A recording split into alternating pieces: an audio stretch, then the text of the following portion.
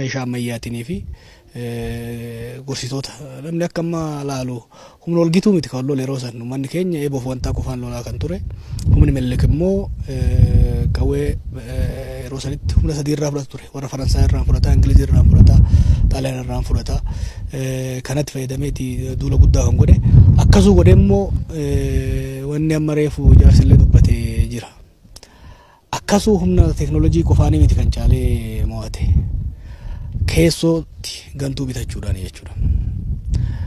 Yeroo hundaahu humnaan takka gootummaan caalamnee osoo hin tahin gantuu nu keessaa bahutu qaawwa nutti galchee qilleensa nutti galchee nu moosise sunis waan yaadatamuu qabu. Kanaaf yakki asitti hojjetame gumaa nuu kafalaa jechaan jiru Arsiin Oromoon gumaa nuu kafalaa jechaan hin jiru. Garuu madaan teenya godaanni keenya yaadatamuu qaba. Nu yaadatamuu qaba ilmaan keenya nu yaadachuu qabdanii kan ja'udha. Kun egaa wanni kun jiraachuun dhaloonni dhufu waan keessa dabarre bakka irra geenye kana lafatti akka hin ta'in lafeen akkas geenye ol yaadachuudhaan fayyada.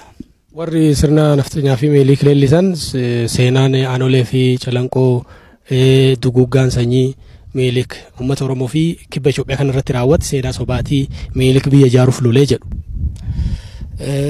Minilik impaayera ijaaruudhaaf lole kun shakkiin qabu. Sirna impaayera ijaaruu san keessatti sablammoota biyya isaanii weeraruudhaaf itti socho'e akka malee duguuge. Nullee lakkoofsan guddaaf irraa hafne gara kibbaa kan yoo deemte saboonni lakkoofsi isaanii parsantii 10tti gadi hir'atee jira jechuudha. Kanaaf duguggaa sanyii hamaadha godhe. Weerara isaatiin Itoophiyaa ammaa tana ijaare haa taatu jaaruu san qofa miti kan hubatamuu qabu. Hojii sirna koloniitiin biyya kana ijaaruu keessatti miidhaan uummata irra gahe ajjeechaan duguggaan sanyii uummata irra gahe fakkeenya yeroo gara kibbaa deemu beektaa amma akka waan Oromoo qofa himatutti nama Raashiyaa tokko ture Bulaatooviich kan jedhamu keessa wajjin deeme gara kibbaa waa hunda galmeessee lafa kaa'ee jira. Arsii kanas waggaa dhufu warri wajjin ture beektaa. Kanaaf yakka inni hojjete sanii fi waan gaarii inni hojjete jedhan san wal bira madaalchisanii ilaaluu danda'uu qaban. Yakka warri irratti hojjetame sun immoo madaa qaban. Madaan isaanii sun hubatamuu fi qaba jechuudha. Madaan isaanii sun hubannaa keessa galuu fi danda'uu qaba jechuudha. Akka silaa biyya biraatitti gumaadhu argamuu qaba. Repaareeshiniidha barbaachisa ture. Kompenseeshiniitu barbaachisa ture. Kuni Oromoon amma kana gaafataa hin jiru. Haa ta'u garuu madaa keenya irratti qoosuun fudhatama hin qabu. Kuni seenaa dhugaati. Reefu agartee jirta. Awwaala walootti jira. Maas Greef kan jedhuun hangammaa jira. Uummanni irra deemee inni godhaa ture. Waa'ee seenaa kanaa amma irra caalatti Profeesar Abbaas barreessu duratti irra caalaa Nadii Gammadaa fa'aa kan Mikaa'el Nadeessaa fa'aatu barsiisaa ture dhalattoota naannoo kanaati. Isaan adda bilisummaa Oromoo keessatti baay'ee barsiisaa turanii adda bilisummaa Oromoo achirraa fuudhee baay'ee barsiisaa ture jechuudha. Dhaloonni kunis irraa fuudhee barsiisaa deemuu danda'uu qaba. Ormi waan fedhe haa jiru dhaloonni keenya garuu irraanfachuu hin qabu. Abbi keenya garuu irraanfachuu hin qabu. Abaddan irraanfachuu hin qabu. Maaliif Aanolee irraanfannaan Aanolee biraatiitu boruun irratti deebi'a. Kanaaf nurrattis akka hin deebine nama biraarratti illee akka hin deebine godaanis kaleessaa sana yaadachuun barbaachisaadha. Milkaan kun uummanni uummata laafuu miti. Uummata akkasii balleessuu dandeessuu miti. Inumaa daran cimee iyyuu. Daran cimee uummanni daran akka cimee bahu. Godaanis akkanaa kun jiraachuun namni keenya akka hin rafne.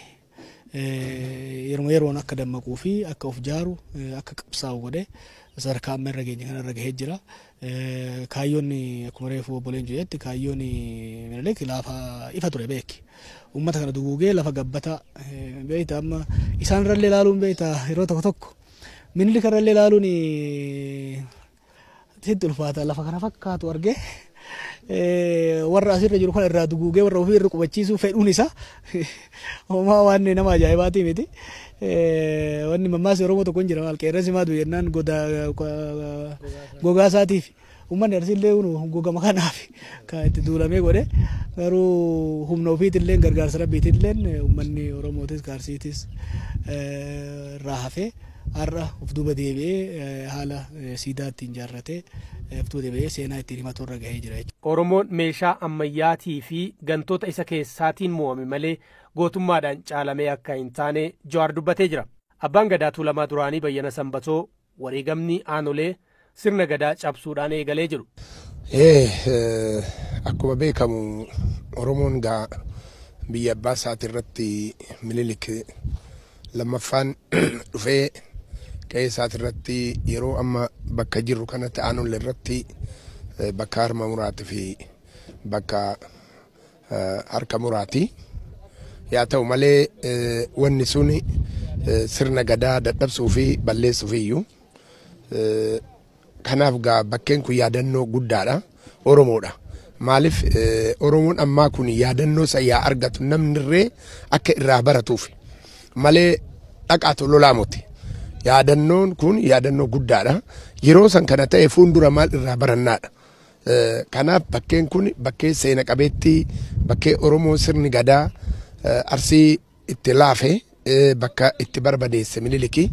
Kanaaf bakkeen kun yaadannoo guddaadha Oromoo maraatiif. Oromoon jabeesse malee wanni sun Oromoon laaffisne.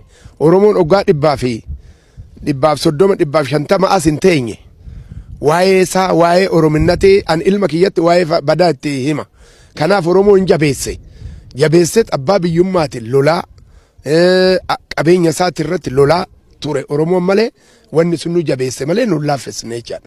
Aanoleen bakka gadoosoo hin taane bakka irraa barachuu qabnu jedhu jiraattonni aanaa Heexoosaa. Bootaan kun amma akkuma reefe jedhame irratti boota gadooti miti. Boota gadaa